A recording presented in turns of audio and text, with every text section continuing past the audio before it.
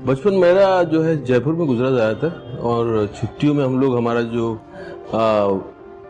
Mother father की जगह है टोंक, वहाँ जाया करते थे। तो वो भी एक तरह से बचपन मेरा वहाँ भी गुजरा है। कहानियों का एक फैसिनेशन हमेशा से बचपन से रहा है। फिर आप कहानियाँ ढूंढते थे, रेडियो पे ढूंढ रहे हैं आप रात को।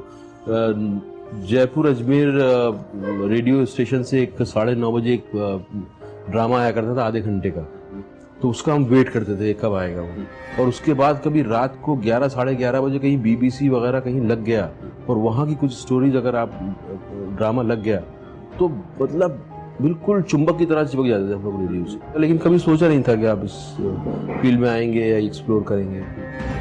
टीनेजर थे, एक सपना देखा था और वो इतना अंदर का फोर्स इतना था कि उसको पूरी दुनिया लग जाती तो मुझे नहीं लगता कि वो रोक सकती थी मुझे, क्योंकि मैंने डिसाइड कर लिया था मुझे जाना है।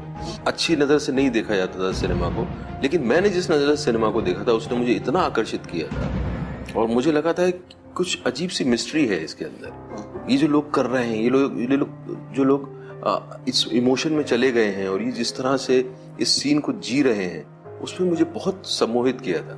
और मुझे फिर अपना जब गोल दिख गया तो फिर कोई भी रोकने की कोशिश करे, मेरी माँ ने बहुत कोशिश की रोकने की। उन्होंने ये भी कहा कि तुम चले जाओ लेकिन शादी करके चले जाओ, शादी कर लो, निकाह कर लो, फिर चले जाओ। मैंने कहा कि मैं नहीं कर पाऊँगा, मैं इस वक्त अपना जो है अटेंशन बांट नहीं सकता, क्योंकि मुझे मेरे अंदर बहुत एंग्जाइटी थी सीखने की और मुझे पता नहीं था कि मैं सीख पाऊँगा कि नहीं। मैं देख रहा था बड़े बड़े एक्टर्स को और मैं अपने आप को देख रहा था, मुझे लग रहा था कि मेरा बहुत लंबा जर्नी है वहाँ तक पहुँचने के लिए, कि मैं ये क्राफ्ट सीख पाऊँगा या नहीं। तो उसका इतना ज़्यादा अंदर से प्रेशर था कि मैं उसको बांट नहीं सकता था,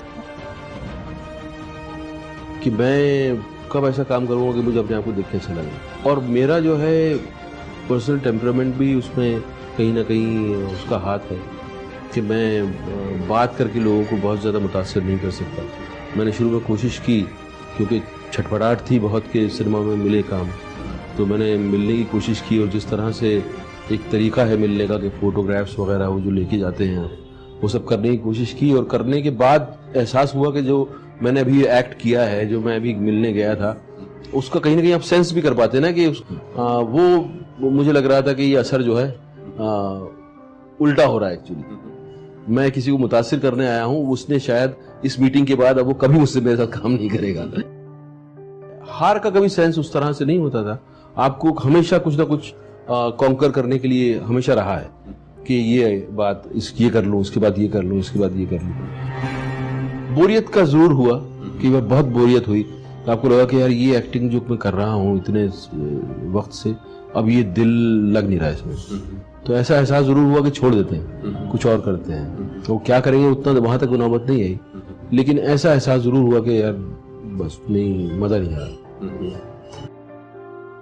बहुत सारी फिल्में हैं जिनमें आपने अलग अलग वजहों से काम कर लिया था और करने के बाद पता चला कि ये जो है गलत स्टेप था। और वो एक्सपेरिमेंटेशन अगर आपको करना है तो उससे गुजरना होगा। हर जॉब जो है वो इस तरह से डिवाइडेड है कि आप इसका इस्तेमाल करके आप सिर्फ अपना सिक्योरिटी पूरी करना चाहते हैं, या ये जो है जो आप काम कर रहे हैं इस काम में आपका अपना पर्सनल कनेक्शन है इससे कि नहीं। तो वो कंस्ट्रेंट और वो उस तरह का डिवाइड आई थिंक हर काम में है।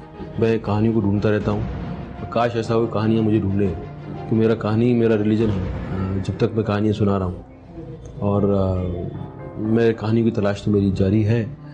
ऐसा नहीं है कि मेरे पास बहुत से कहानी सुनाने वाले हैं, क्योंकि मैं तो सुना नहीं सकता, मैं तो उसमें पार्ट हूँ, उस मशीनरी का पूरा एक पुर्जा हूँ। मुझे डिपेंड करना पड़ेगा कहानी सुनाने वाले पे, जो डायरेक्टर है। और मेरा उस हमेशा कहानी सुनाने वाले से एक स्पेशल रिश्ता होता है जब मैं उस कहानी से जुड़ा हुआ होता हूँ। तो मेरा एक्चुअली अंदर से एक लव अफेयर होता है उस आदमी के साथ, क्योंकि वो एक ऐसी दुनिया में ले जा रहा है जहाँ की मुझे उस दुनिया में घुसने का जो है वो इंस्पायर कर रहा है।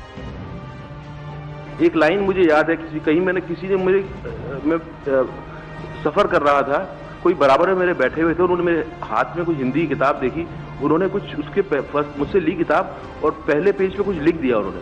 मुझे आज तक पता नहीं वो कौन थे, लेकिन ये लिख के गए वो कुछ ऐसा था कि जहाँ जाएगा रोशनी फैलाएगा, जहाँ जाएगा रोशनी फैलाएगा, चिराग का अपना कोई मकान नहीं होता है। तो वो लाइन अब मुझे कई बार इंस्पायर करती है